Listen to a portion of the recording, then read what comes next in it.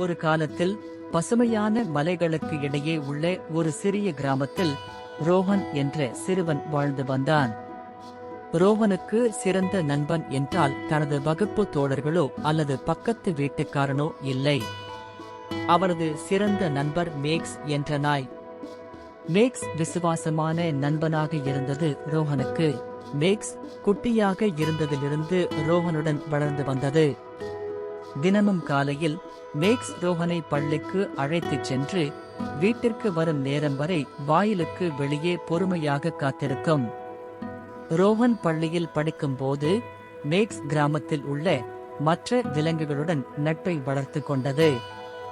மேலும் பள்ளியை கடந்து செல்லும் அனைவரையும் கண்காணித்து வந்தது. ஒரு மதிய வேளையில் ரோஹன் மேக்ஸுடன் கிராமத்திற்கு அருகில் உள்ள காட்டை சுற்றி பார்க்க மேக்ஸின் தலையை தட்டி அழைத்தான். மேக்ஸ் உற்சாகமாக வாலை ஆட்டிக்கொண்டு ரோஹன் உடன் சென்றது. அவர்கள் காடுகளுக்குள் தொலைதூரம் சென்றபோது உயரமான மரங்கள் மற்றும் கீச்சிடும் பறவைகளால் மிகவும் கவரப்பட்ட ரோஹன் காட்டில் அதிக தூரம் போனதால் வந்த பாதை வழியே மறந்து போன ரோஹன் எப்படி வீடு திரும்புவது என்று தெரியாமல் விழி பிதுங்கி நின்றான். அவனுக்கு முதலில் மாயாஜாலமாக தோன்றிய காடு இப்போது இருட்டாகவும் பயமாகவும் மற்றும் மிரட்டக்கூடியதாகவும் இருந்தது. ரோஹன் பதற ஆரம்பித்தான்.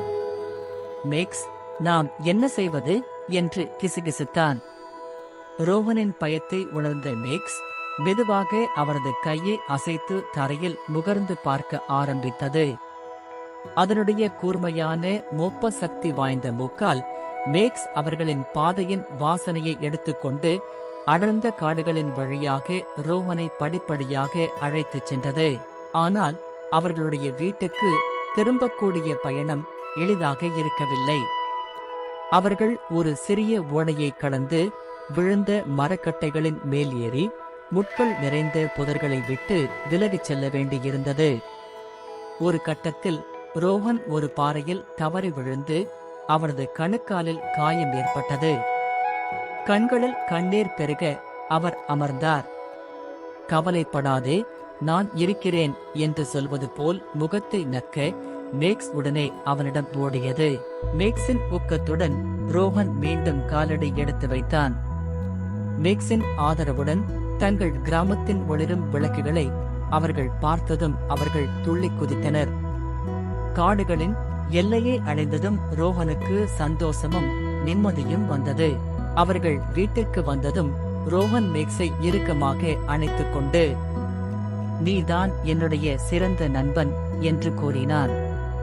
மேக்ஸ் தனது வாலை ஆட்டி தனது நண்பன் பாதுகாப்பாக இருப்பதைக் கண்டு மகிழ்ச்சியடைந்தது.